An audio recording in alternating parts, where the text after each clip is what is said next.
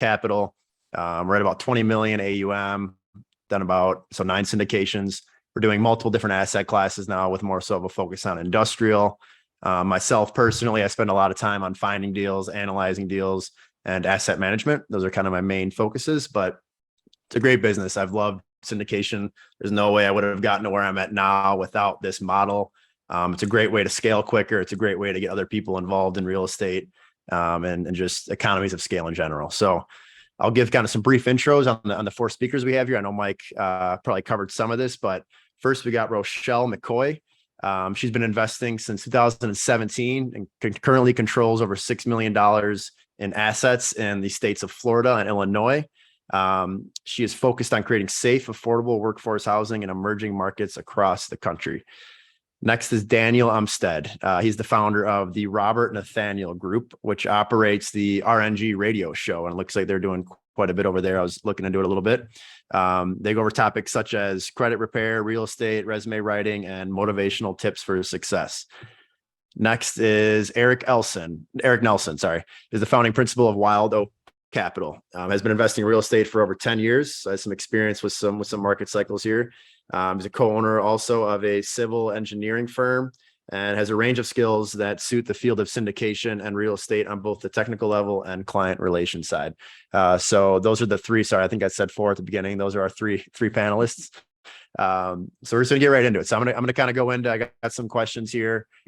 Feel free if there's any additional questions you want me to expand on, feel free to type them in the chat box, and happy to relay those messages as well. So let's start off. So we'll start with, I'll just go on the row I'm looking at right now. I'll start with Roschelle. Can you provide further context on your real estate experience so far and what led you to want to get into the syndication model? Yeah, absolutely. So I, similar to you, Brock, started off with doing some smaller investments. So my first acquisition, actually, let me back up before I even made the decision to get into real estate, period. I've worked a W-2 job for, the past 20 some years, and was in a situation about 5 or 6 years ago where my job was eliminated. And so I thankfully was moved into another role in my company. So I was never fully unemployed, but just the fact that one day I had this great, what I thought was a very secure job at a very good company, suddenly was just not there the next day. So that my husband and I had been talking about real estate for many, many years, but that was really my jumpstart to actually take action and start really looking into it further and making a plan. Because if, the next time my job was eliminated at my company, if I really was unemployed, I had no backup plan at that point in time, right? So we spent about, I would say, 8 to 9 months just doing research and learning about real estate. Our first purchase was a 4-plex. So we wanted to go a little bit bigger than just a single family, but obviously things like multifamily, really, large multifamily, I should say, were really not even in our path or in our vision at the time, just because you don't realize that average people buy apartment buildings, right? You don't know what you don't know. And so we bought this 4-plex. It went fairly well. We actually had one of our tenants that was so happy with how we were running and managing that 4-plex. She asked us if we would be interested in buying a couple properties across the street. I said, "Are they for sale?" She said, "No, but I think the owner's elderly and wanting to get out of it." So fast forward a couple of years when it was at a time when the owners did want to sell that property. We were the first ones they called. We got it off market. And so we purchased a couple additional 4-plexes on that same street, and then continued to buy some single family and other things local to where we live. After doing that for about 3 years, realized that while those were providing a decent amount of cash flow, they really weren't going to get me to my financial dreams in the time period that I wanted. When we first started investing in real estate, the focus was really having a backup plan. Should one of us lose our jobs or become unemployed for any reason.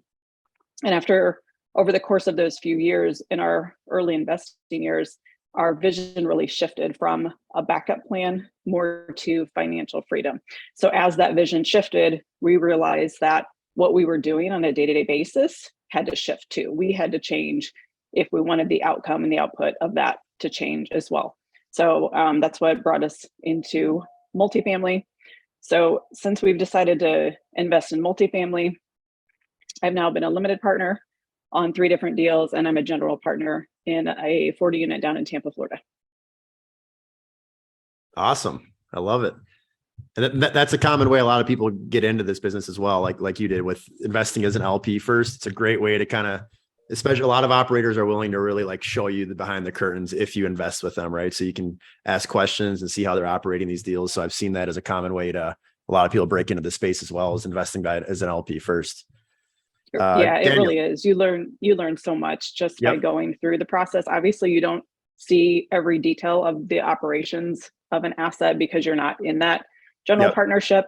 But like you said, if you work with a team that allows you to kind of peek behind the curtain, if you will, you can get access to some of that and really see the inner workings of how it all functions. And it's a really great way to get some experience. Totally. Yeah. And you're making return on your capital too. It's an investment at the end of the day. So it's great. Yep.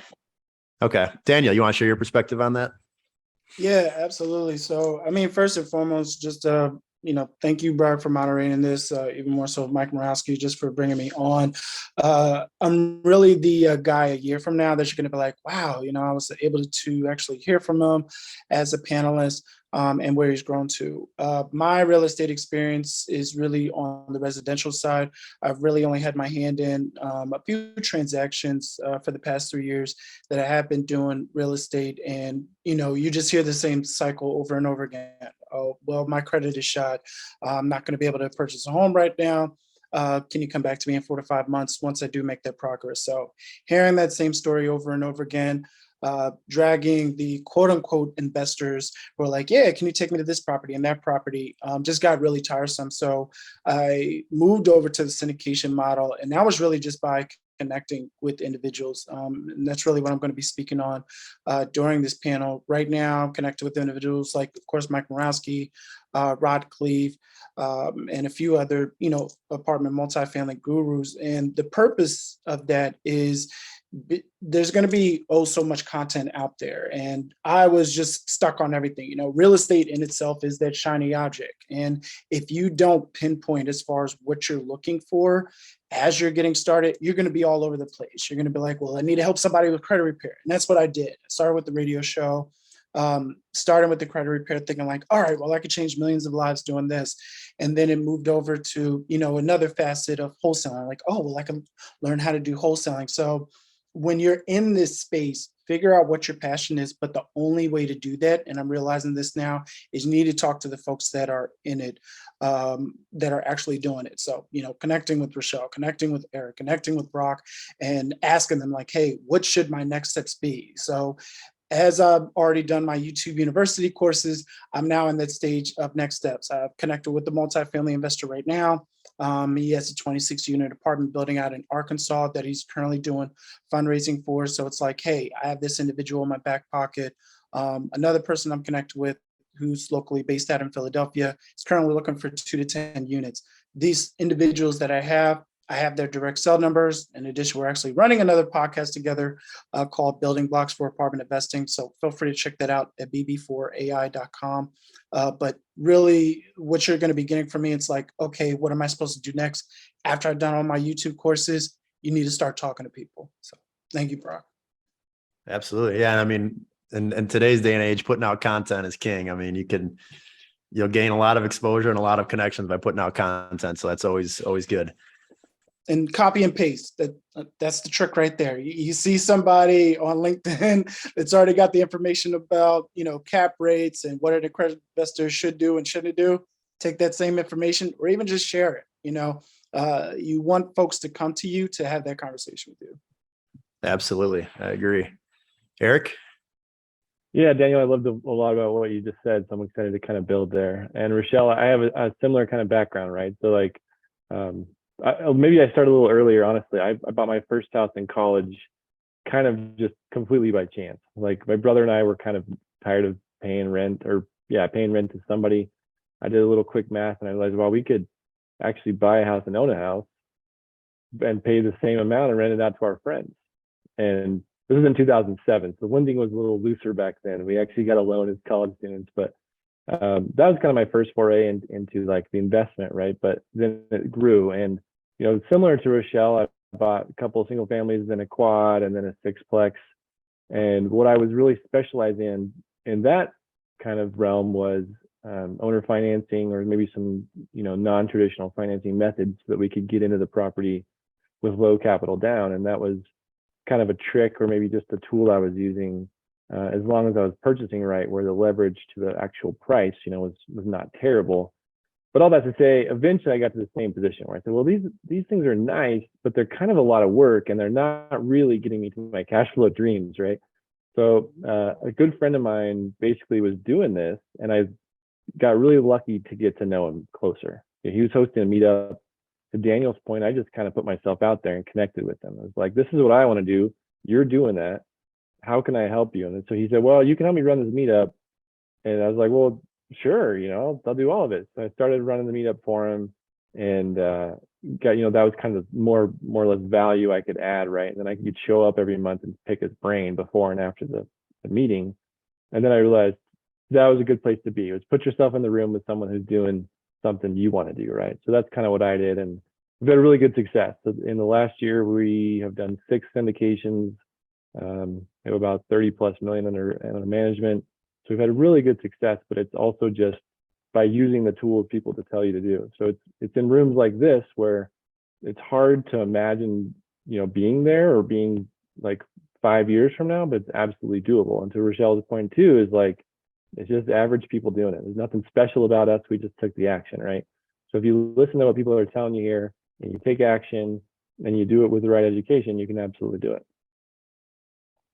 I totally agree. I mean, I think a lot of people think there's work involved, right? There's some complexity to syndication, but it's, at the end of the day, it's a simple model. You're obviously taking on additional responsibility by taking other people's capital, but it's a great way. It's pretty simple. Once you figure out the formula of how it's done, I mean, it's a pretty simple business.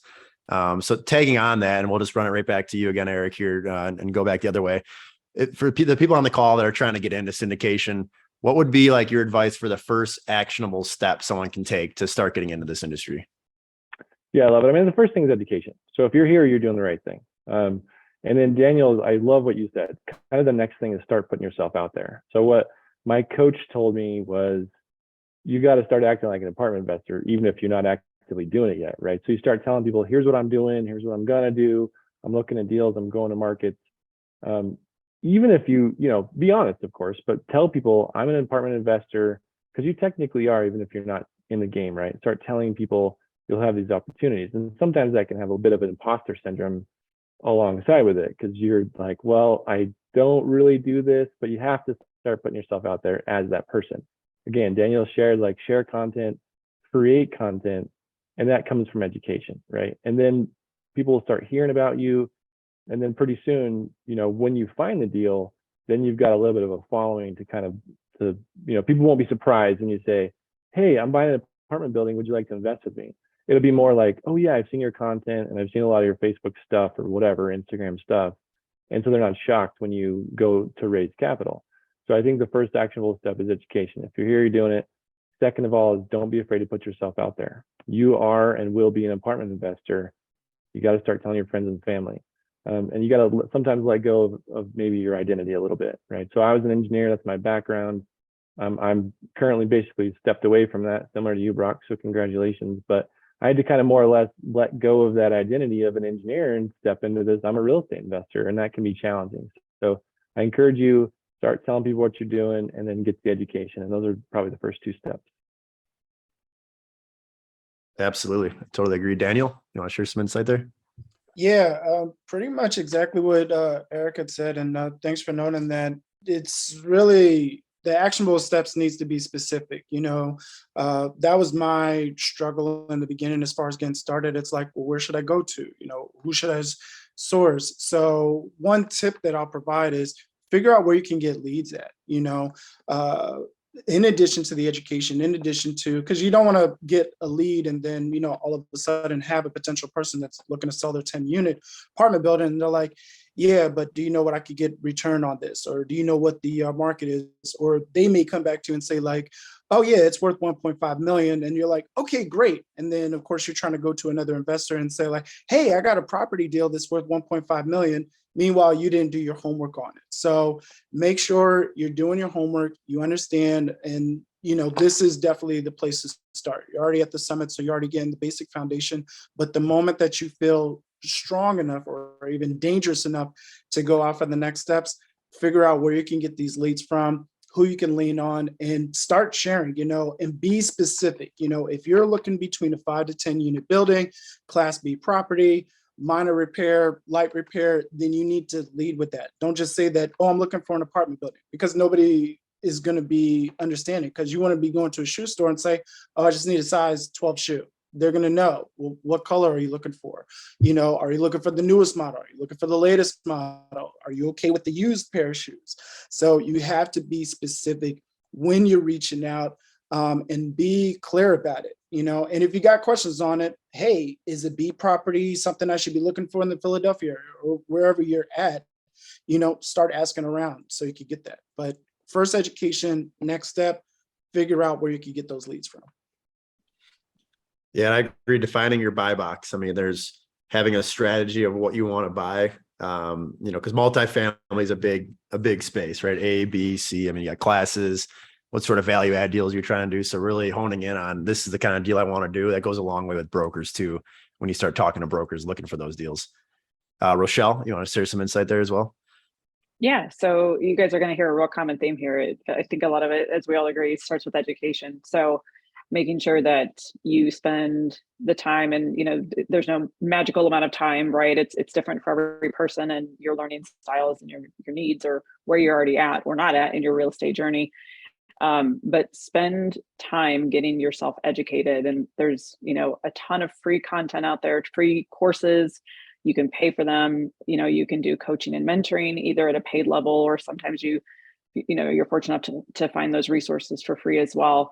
But one thing I love about the real estate industry is people are so willing to share. People love sharing what they're doing, how they did it, because they want other people to have the same success that they've had. And you don't see that everywhere, right? There's a lot of industries and just places where people aren't willing to give up that information like they do in real estate. So if you know anybody that's already in this game, go talk to them, because I guarantee you they're going to share what they know, how they got there, give you some tips on, here's the path I took, or here's the educational resources that I found the most helpful. And they can kind of guide you down that path if you're not sure where to turn for some of that type of educational material. And then I think, connecting up with people, like you guys have both said, telling people what you're doing, getting involved with networking groups and people that are in the business already, so you can continue to learn from them, provide value to their team if they're willing to let you come in and play a role in one of their projects, or in some aspect of their business. You will learn so much through doing that. And that experience is absolutely invaluable, especially when you get to a point where you maybe want to go out on your own, or maybe you find that this is the team of people that you ultimately want to work with. And you find kind of where your skill set complements theirs, so that you can all work together as an effective team. So getting yourself educated, and then getting in with the people that are in the business that can help kind of guide you through the next steps and the right path to take. Absolutely. Yeah. Leveraging people that are already in your network that that you can just call real quick and talk for 30 minutes. I mean, that's invaluable. All right. So I'll go to you first on this one, Daniel. So syndication a lot of times is kind of a team business, right? I mean, and you see a lot of different structures. Sometimes you'll see a group of 6 people syndicating a deal. Sometimes it's just one person on their own as the team. But I'd like to learn more about what sort of, do you guys have partners? Is it just yourself doing this business? And then expanding on that to say, is there a specific piece in the business you're specifically focused on? A lot of times there's the one person that their main goal is to raise capital. The other person's an asset manager, and the third person is trying to find deals. So if you could provide kind of some insight on your company structure and what specifically you personally are focusing on in your business. Yeah, absolutely. And want to start off with, it's the value. What value are you adding? Right now for myself, kind of took out of Eric and Rochelle's playbook as far as what you're putting out there. So when I connected with the 2 individuals who are the multifamily investors now, William Madison and Cedric Marlowe, they didn't have a website. They didn't have anything in regards to social media. So I'm like, hey, I build websites. Let me be part of that. So right now, for me, I'm responsible for the marketing as well as doing outreach in regards to lead generation. So finding ways in regards to that and setting up, that relationship. So for me personally, because I'm not that highly skilled in the underwriting, my job and focus is to, source the leads that do come in, talk to individuals, and then pass them off to either Cedric or, of course, William. And everybody is different when it does come to that. Sometimes it may be, where you got to do everything, especially if you're doing it solo. And then there's other times where, it just needs to be spread apart. But the biggest mistake I did was that for my first 3 years going into real estate was that it was like, oh, I had to do this on my own. I have to be by myself. That's the only way that I could thrive. And I could tell you the connections that I've made just by connecting with these two individual folks, I've had stronger connections and stronger relationships in the past. And we've only done this for about 2 to 3 months now. So like I said, this time next year, it's like, whoa, Daniel really did explode. So you're really seeing the beginning stages, but really find people that you can connect with, because the only way that you're going to grow in this business is working with others. And if you really, really want to grow, if you want to do this by yourself, hey, knock yourself out. But if you really want to get into the ranks of Brock, Roschelle, and Eric, all their backstories say, I worked with this individual, or I teamed up with this individual, whether it be husband, college friend, roomie, what have you. So start by finding a team, and then from there expanding out and seeing, what you could bring to the table, right? And it really took me a while to realize, like, I really like talking to people. I really like establishing that relationship. I don't like underwriting. I don't like looking at T12s and rent rolls and seeing the specifics of why this person's water bill is higher than the next. That's ridiculous to me. But I do like getting that conversation set up and having that initial sit down with individuals. I love it. I love it. Eric? Yeah, Daniel, I couldn't agree more, man. I think this is an absolute business where you have to kind of team up, right? So that was actually truthfully a challenge of mine, because my wife and I had some success, in single family and some small multis. And I was sort of just in that, I don't know, I guess in that hole of thinking I could do it on my own.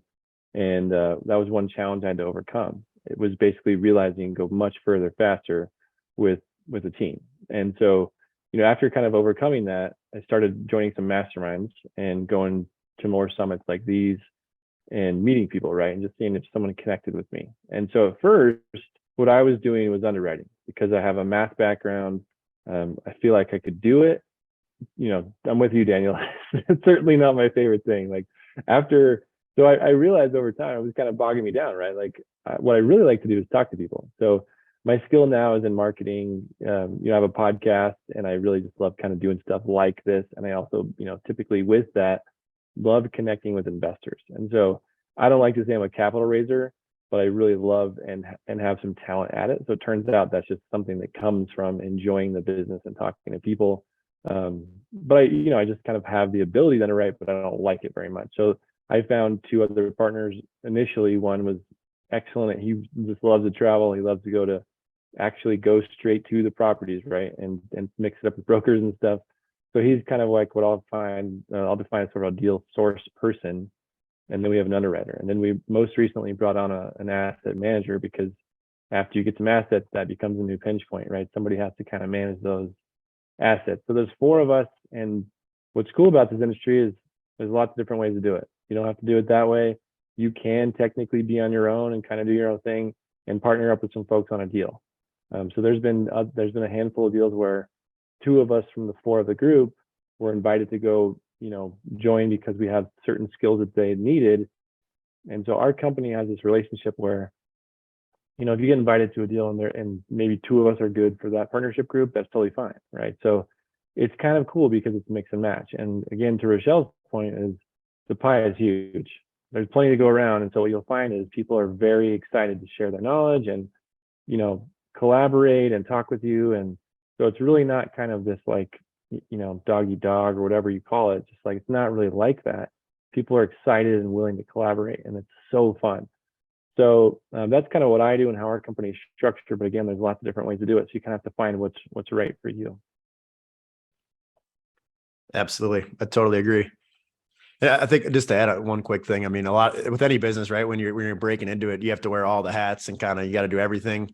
And as you grow, this is something, similar we're starting experiences. You can start hiring and you can start creating other partnerships where then you get to focus more on like the things you think you're good at, right? Because there's certain things you're gonna be better at and there's certain things you're gonna enjoy doing more.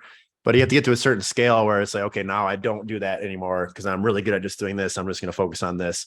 But I think in the beginning, you got to be willing to kind of do everything, right? And grow the business so you get to that certain scale.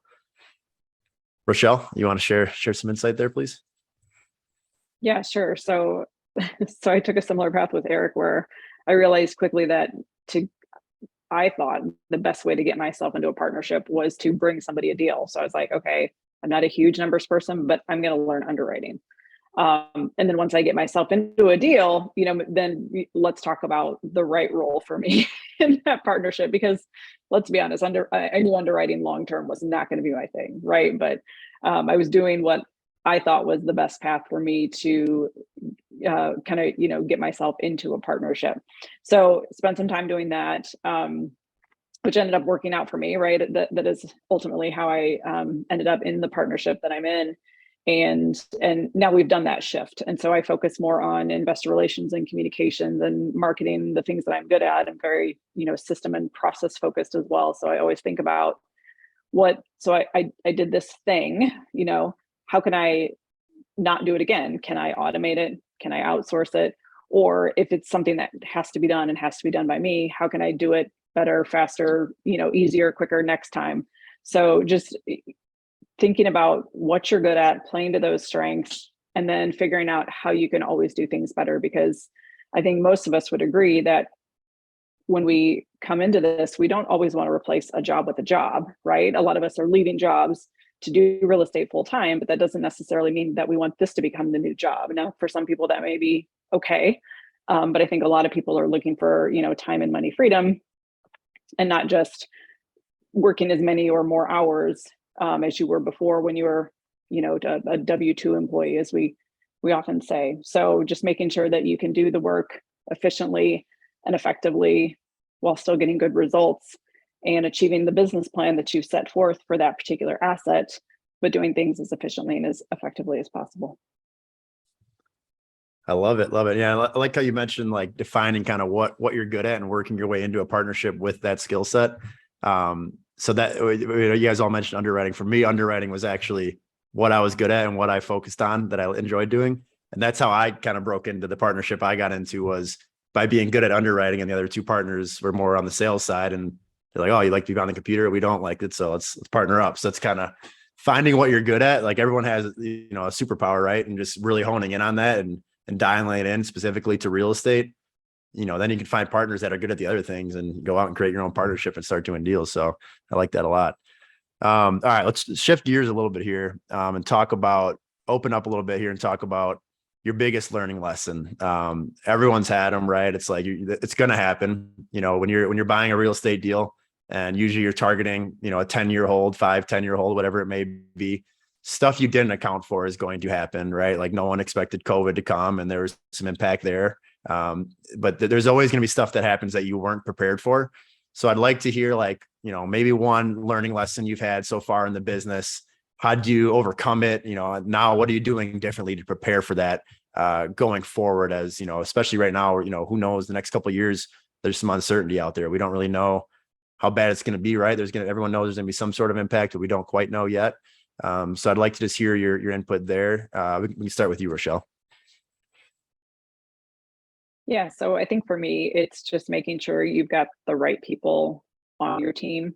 Whether that be your partners, whether that be your contractors, your vendors, you'll interact and you'll work with a lot of people in this business to get all the things done that need to be done. And when you find that you've got someone on your team that maybe isn't the right fit, figuring out how to handle that and manage it as quickly and succinctly as you can, so that you're not kind of, dragging on that relationship if things aren't working out for whatever reason. So taking the time up front to, make sure you're bringing the right people into your team is always important. You don't want to rush into things.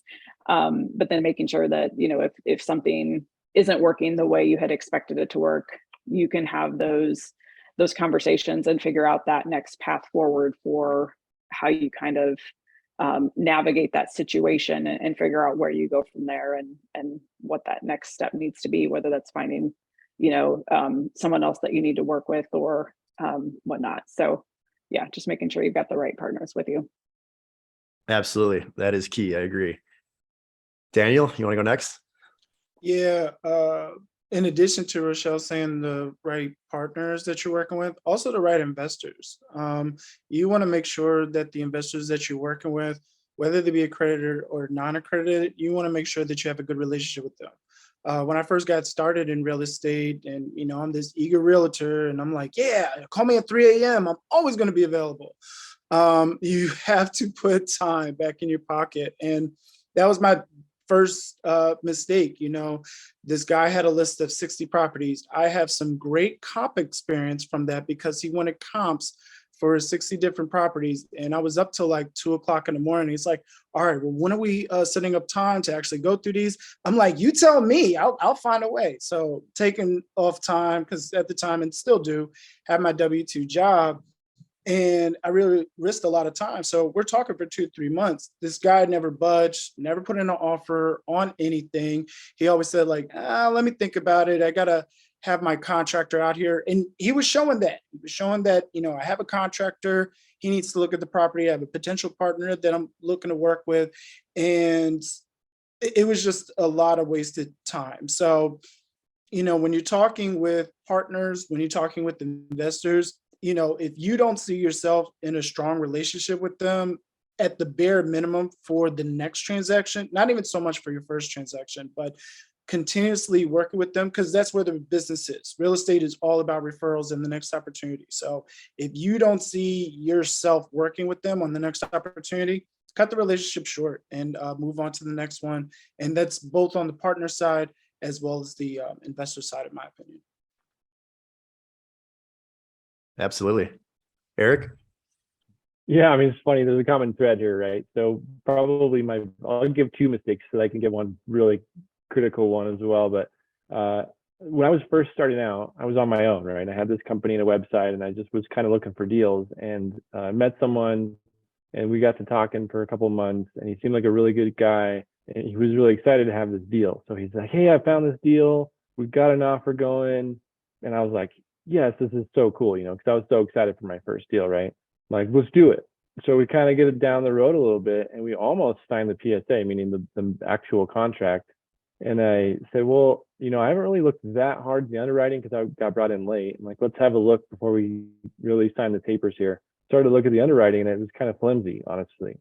And I kind of brought it to his attention. I'm like, I don't agree on this stuff. And he's like, well, we can make it work.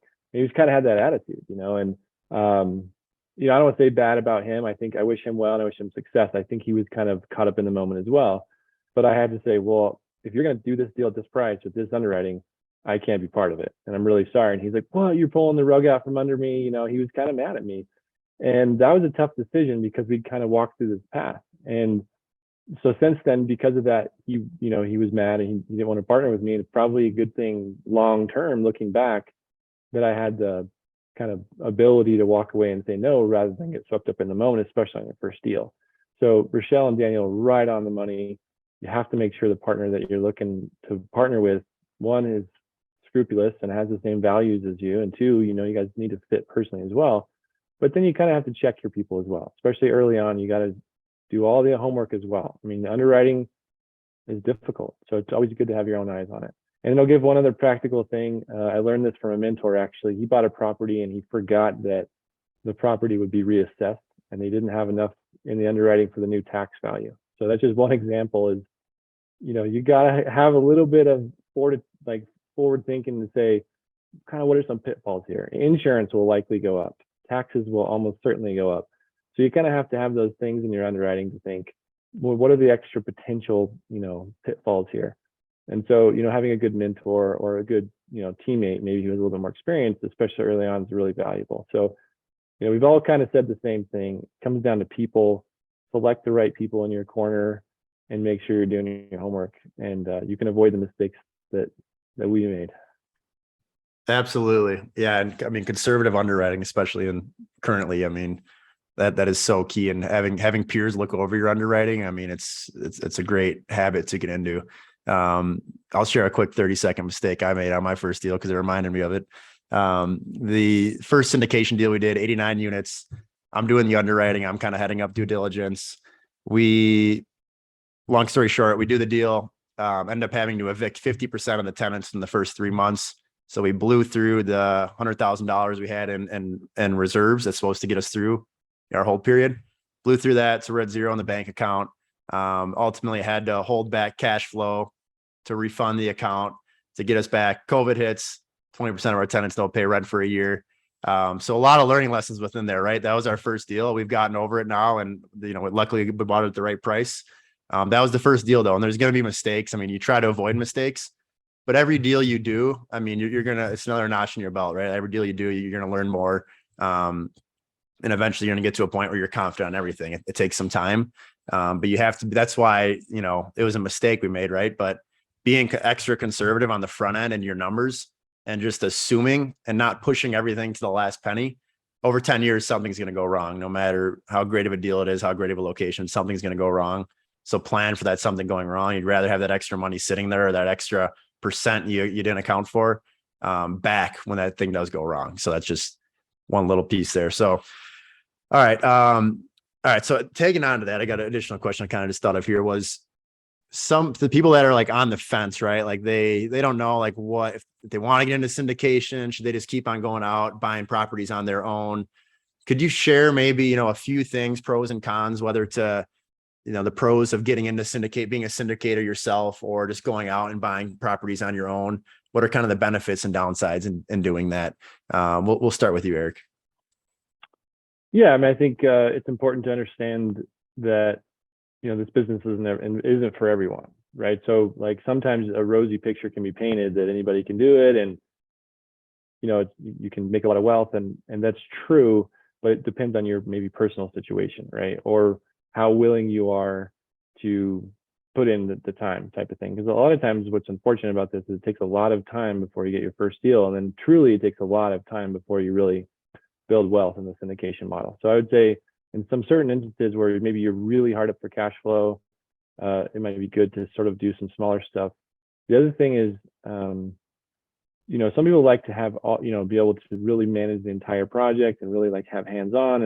And so sometimes people like that, I would encourage to look at maybe a single family, something like that. So it just kind of depends on the person, but I think it's important to sort of look at yourself and evaluate, is this business right for me, or would I prefer to have a quad down the street?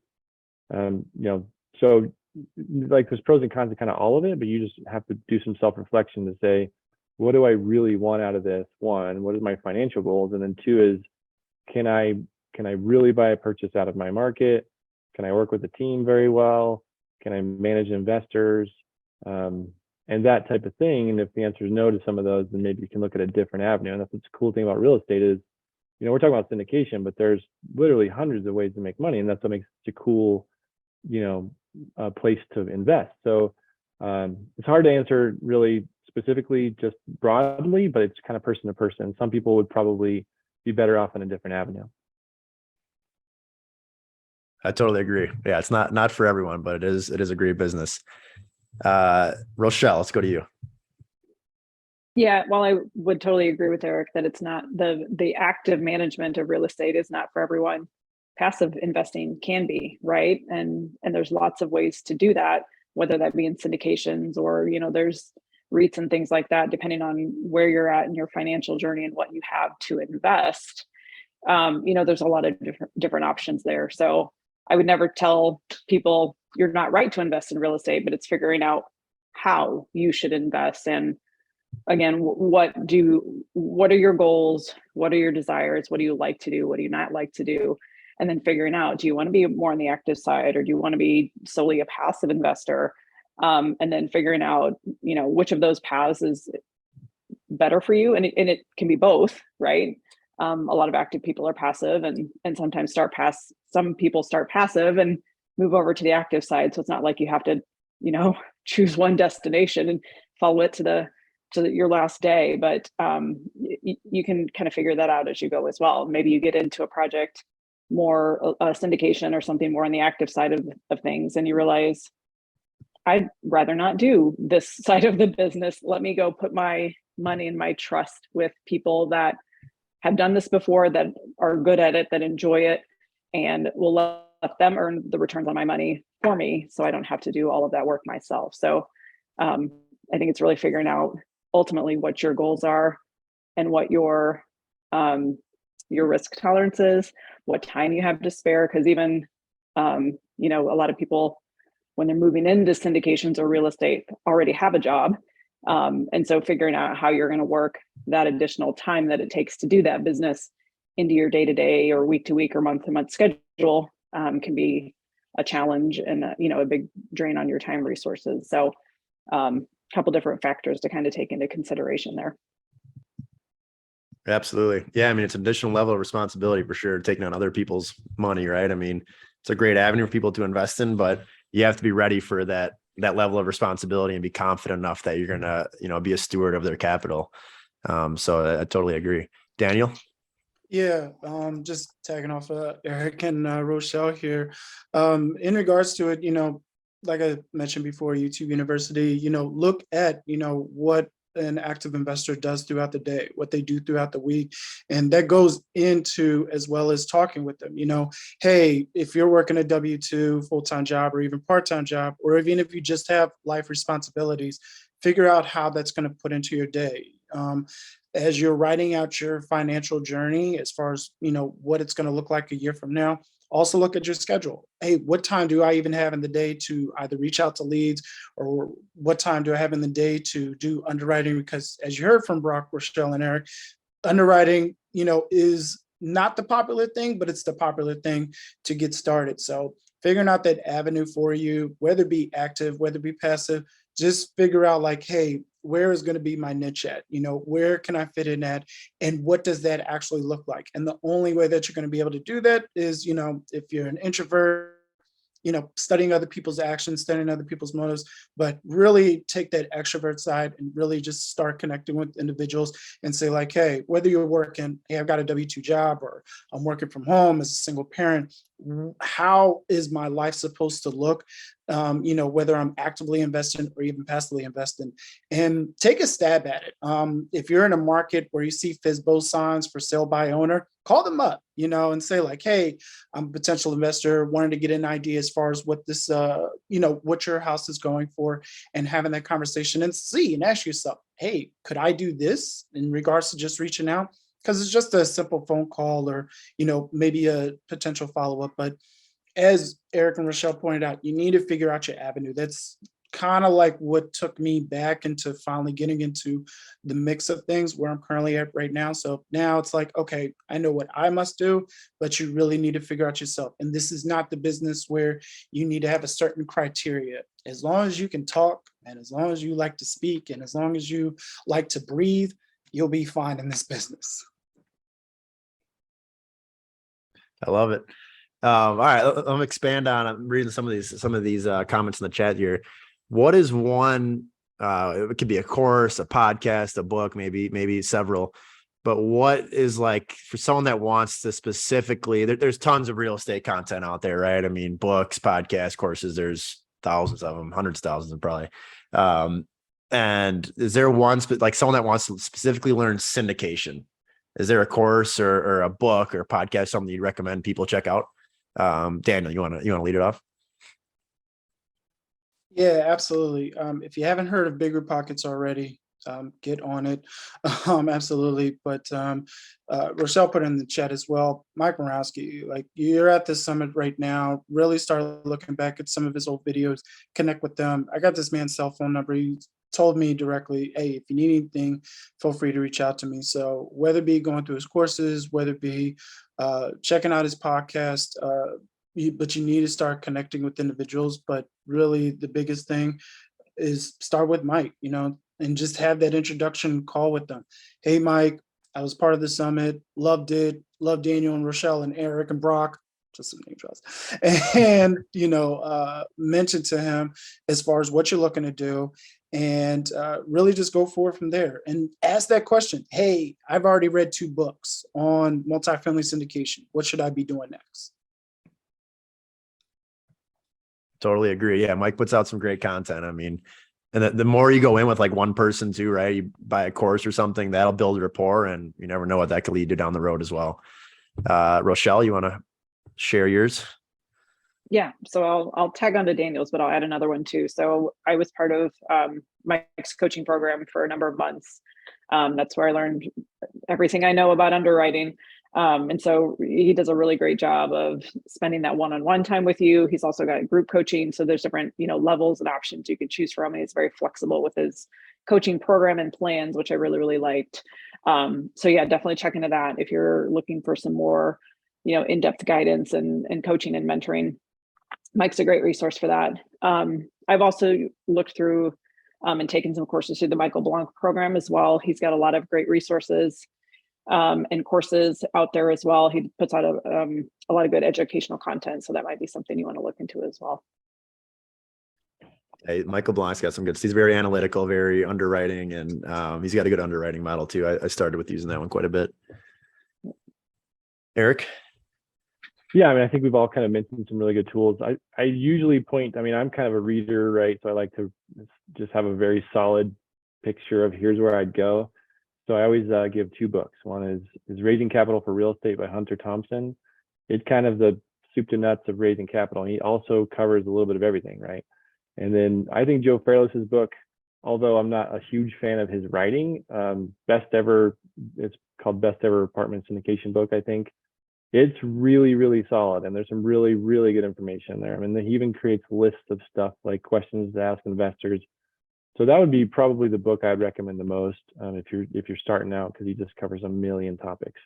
But yeah, I mean, I'd encourage you to reach in or look into some coaching. That's pretty helpful. If you really want to invest in yourself, I totally agree. So just to tack on, those are the 2 books I usually recommend.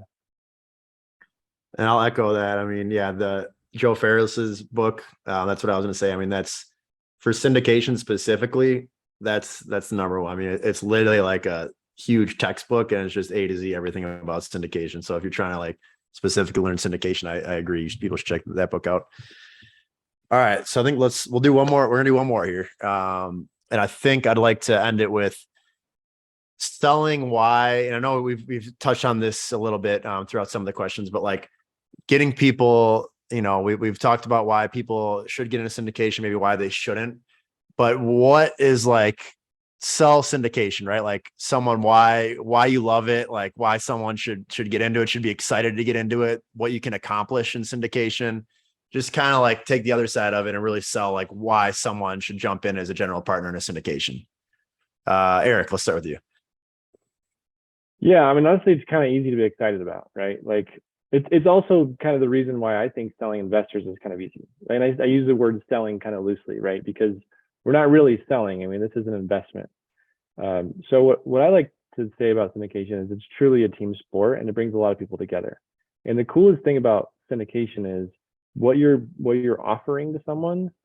It's not like you're selling them a vacuum, right? Or something that's like, or something that's just kind of not that important or maybe not that valuable.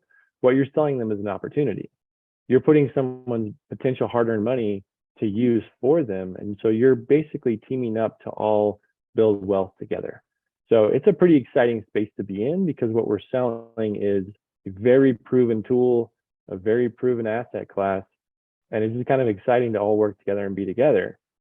Specifically for general partnership, I mean, I guess what I would say is you get to build some wealth through your knowledge and skills and time while using other people's money alongside yours. I like to invest in all my deals, so I'm kind of on the passive and active side as well.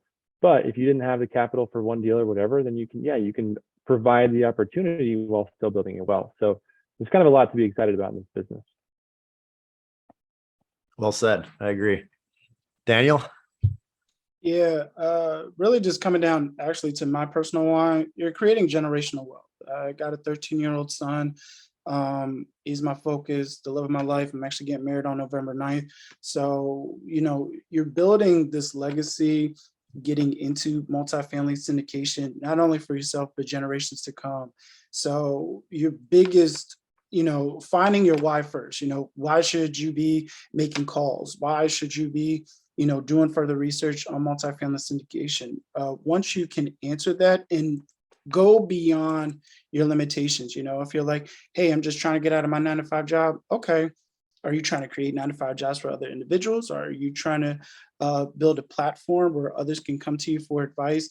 Are you trying to be in a position where you're, limiting homelessness? So don't think it's like, okay, I'm putting money in my pocket as a GP or LP, but think about what you can be doing for others, what you can be doing for the community. The biggest thing I love about this, and not trying to get too emotional here, but I love when people are saying like, hey, I got in this business to give back. So, and you're hearing about these stories, you're hearing about the success, of others just being able to say like, hey, I was able to donate, for like 300 families during Thanksgiving. And it's like, wow. And you did that with real estate. Like that to me is like, oh man, I see why folks get into this. So, find your why first.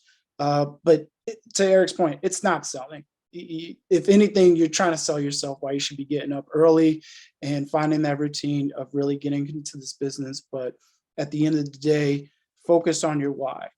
That's all I can say. Focus on your why in this. Love it. Roschelle, you want to close us out here? Yeah, I'll definitely kind of echo some of the comments that were said earlier and add on to that. So, there's a million great reasons to invest in real estate and invest in syndications, but I think, for me, what really resonates the most with me is kind of what Daniel said, where it's like, I have the ability through this to change the trajectory of my family's future, right? I can give my kids opportunities. I can teach them things that they're not going to learn in school and give them opportunities through this that are going to serve our family for generations to come. And I can share that with other people, right? I can bring in limited partners that can invest and grow their wealth and share that with more people. And so you're changing so many people's lives through this that wouldn't have had these opportunities in other ways, that it's truly life-changing. And then good things, money's a tool, right? And you give people those monetary resources, and most people feel compelled to do good things with those. So a lot of people use those additional resources to give back to charitable organizations or other philanthropic causes. And all of that collectively really just makes communities and societies and our world in general a better place to live. So, it's really powerful what this seemingly, small thing can do over the course of, many people, many projects. It's just got a really big impact in a lot of different ways that you wouldn't, think of off the top of your head. Totally agree. The sky's the limit with this business. I mean, that's what's so great about it is there's so much you can do. There's so much positive impact you can make, generational wealth. I mean, it's awesome. There's a lot of possibilities. So, all right. Well, I appreciate you all being on the panel here and everyone joining. I learned some stuff myself here, and I think I'm excited to see what else Mike's got in store for the rest of the weekend for this event. So yeah, that's it. It looks like some people are dropping their contact info there as well. Connect with people. I mean, the great part about these events is you can grab people's contact info. You can hop on a separate call after the event and kind of get to know each other better and see where that leads. There's a lot of partnerships that come from events like this. So I'd highly suggest reaching out to people that you connected with and capitalizing on those relationships. So appreciate everyone for joining. That is it. Thank you. Impressive. Thank you, guys. Thank you, sir. Yep. Thank you, guys.